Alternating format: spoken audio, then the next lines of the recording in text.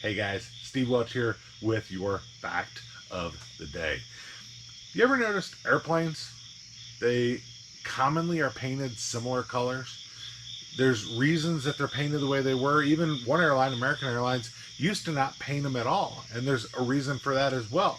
So let's explore why airplanes are painted and then also why they're painted the color they are and actually what it does to the airplane. So there's an article that I found that is on simplyflying.com, which was actually a pretty good article to reference for this particular thing. I knew most of the answers on this, but a lot of people don't realize what it is. So, but an article by Mark Finley that was published September 8th of 2020 kind of get a little bit of a good light on what this is. So I'll link that, of course, in the description so you guys can check that. So, but he mentions here that each airlines have a distinct livery. So what's a livery? Well, a livery is when you look at a United Airlines, an American Airlines, the old Continental paint scheme, all of these major airlines that are out there, what US Air looked like, you could immediately identify that plane and that carrier by what it looked like. Southwest, obviously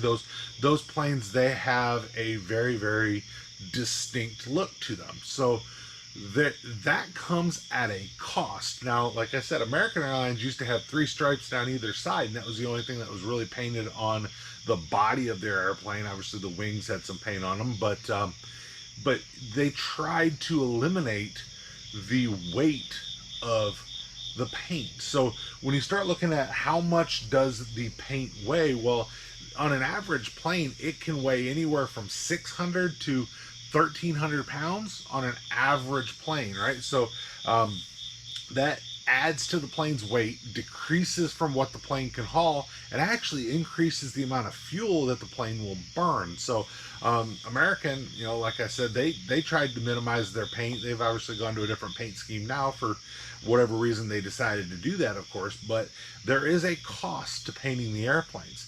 But there's also a reason that most of them are painted light colors or white colors, and they actually go over that in this article, right? So the vast majority of the airplane is almost always white, right? There's of course exceptions to the rule, as they said. So there's an Air New Zealand plane that's painted black as part of a $13.3 million marketing partnerships with Tourism New Zealand. So there's a reason that that's painted the way it is, of course. But so they kept their designs and stuff like that. Logos obviously are important on planes, but you consider the size of a plane, a little logo or something like that, you want to be able to be seen from a while or miles away, up in the air. You want people to be able to see the plane and go, that's a United plane, that's a Southwest plane, and for the most part, a lot of times you can do that, right? So but generally a lot of the airplanes, like they say, you could have distinct planes that are painted, I know that Southwest has like a Texas plane, and they like to do certain planes that will basically places they fly and stuff like that. They're going to do something that is a cool thing when it comes to the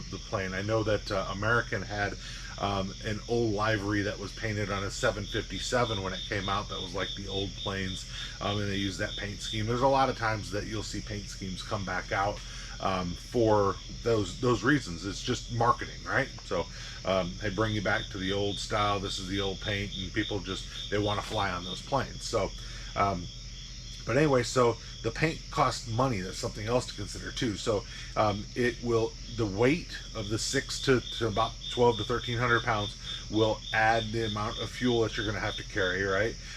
And it is the equivalent of carrying as many as 8 additional passengers. So paint your plane and 8 passengers have to come off. So planes have a max loaded weight. They have a max takeoff weight. They have a max landing weight. You can actually take off heavier than you can land, but you don't want to land heavier than what you're expected to land, what your max landing weight is, because you can actually damage the aircraft. So now when it comes to fuel, you'll also notice that planes take on the very minimum amount of fuel usually that they can do. So I believe FAA standards for a commercial airline, and I can be corrected on this if I'm wrong, but I believe the standards are the required amount of fuel to get from your location to your destination then your alternate plus 1 hour. So I know that sounds like kind of convoluted. So it's flying from here to there, add an hour to that, and then to your alternate. So I believe that's minimum standards.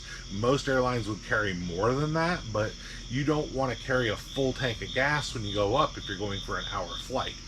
So if you can carry, 6 or 8 hours of flight time in your fuel tanks, but you're going on a flight from Nashville to Cleveland, there's really not a point to carry 8 hours of fuel going that route. It's just going to cost you extra gas that you're going to burn to carry the gas. So that's something else to consider too. So the fuel has weight, the paint has weight, right? But obviously it costs money for the initial paint job, for repaints when the color begins to dull, and that white has been proven. So one of the reasons that it's white, it's been proven to dull the slowest out of any of the paint.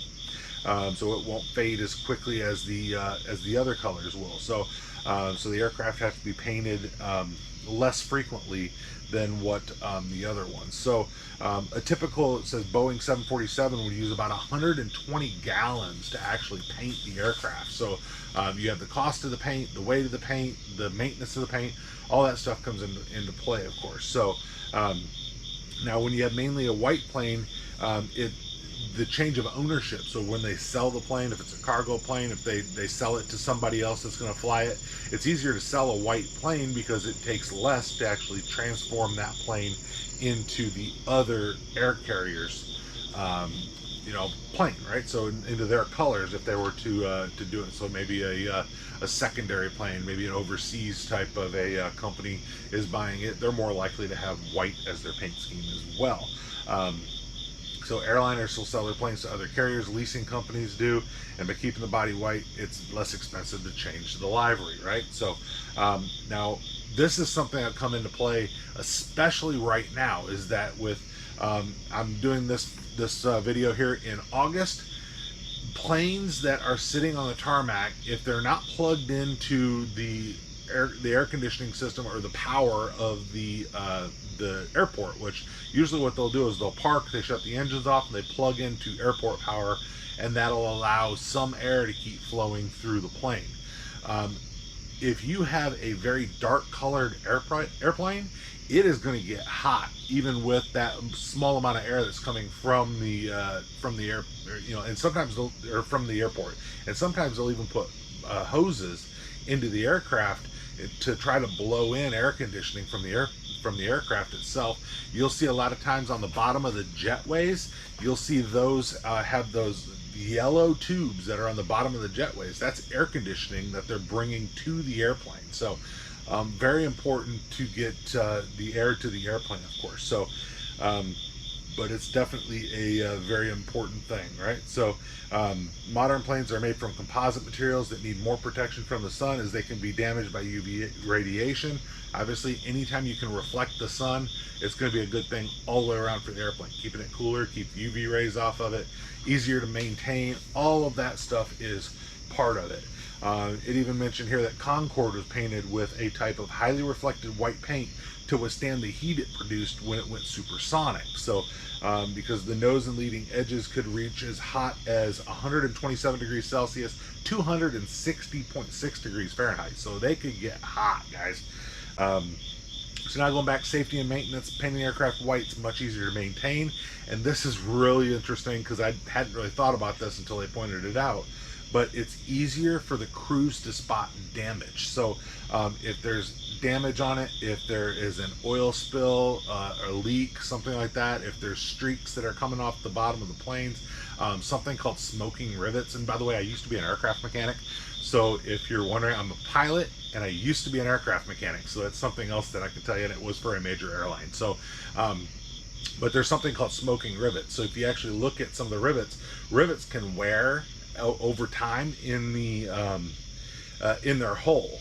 Well, what they do is they'll vibrate and they can spin. When they do that, they create a little black streak that comes off of them because just that it's part of the, there's reasons for that, but it can create this little black streak from this rivet that's now loose.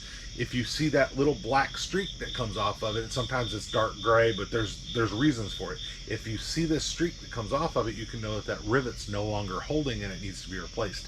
Another good reason to have a white or a light color, because you're going to see that a whole lot easier if there's a rivet that's let loose. So and that does happen, but it's common, but there's not a lot of concern for it. But it, you know, if they see, you know, a few of them, they're going to replace them. They're going to repair those. So but it definitely helps for inspections and things along those lines, of course. So the other thing it talks about is painting it white helps to avoid bird strikes, because the birds can see the planes better and they'll avoid the planes, so hopefully they don't hit the planes.